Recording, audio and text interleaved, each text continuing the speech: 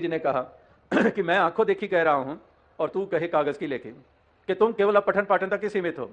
तुम पढ़ रहे हो, उच्चारण कर रहे हो, लेकिन जिसकी महिमा गा रहे हो उसका पता ही नहीं है, उसका मालूम ही नहीं है। उसको सीमित किए बैठे हो, उसको आसमानों के ऊपर मान रहे हो, उसको किसी गुफा कंदरा में सीमित कर रहे हो जो असीम है, यानी कि तुम्हें वो बोध ही नहीं है। तो तू कहे कागज की लेखी, मैं कहूँ आंखन की देखी। बात वही है कि पठन पाठन में कमी नहीं है, जापों में कमी नहीं है, लेकिन अगर उसके साथ बोध नहीं जुड़ा तो फिर इंसान अज्ञानता में ही रहता है।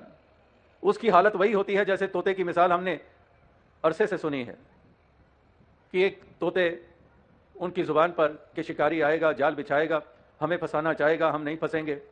और यही उन्होंने मुहारनी सीख ली और बोलते चले जा रहे हैं।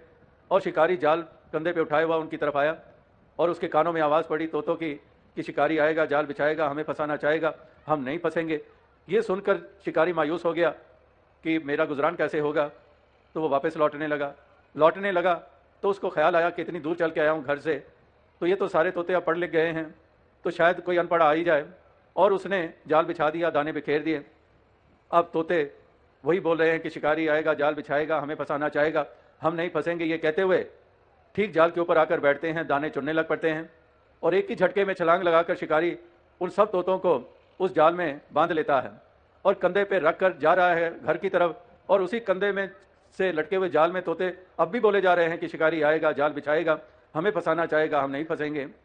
यानी कि वहां पर केवल मुहारनी थी, केवल शब्द थे उन तोतों के पास, उनको कोई बोध नहीं था। तो वही बात कबीर जी ने भी देखी कि ये केवल शब्दों तक सीमित रह गए हैं, उसमें कोई कसर नहीं छोड़ रहे हैं लेकिन प्रभु का नाम ले रहे हैं, प्रभु की पहचान नहीं। अल्लाह का नाम ले रहे हैं, अल्लाह की पहचान नहीं।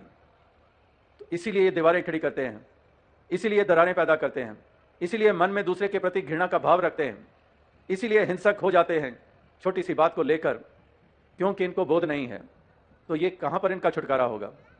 तोतों की तरह कहां छुटकारा होगा? ये तो निश्चय ही जाल में बंधेंगे ही बंधेंगे। कोई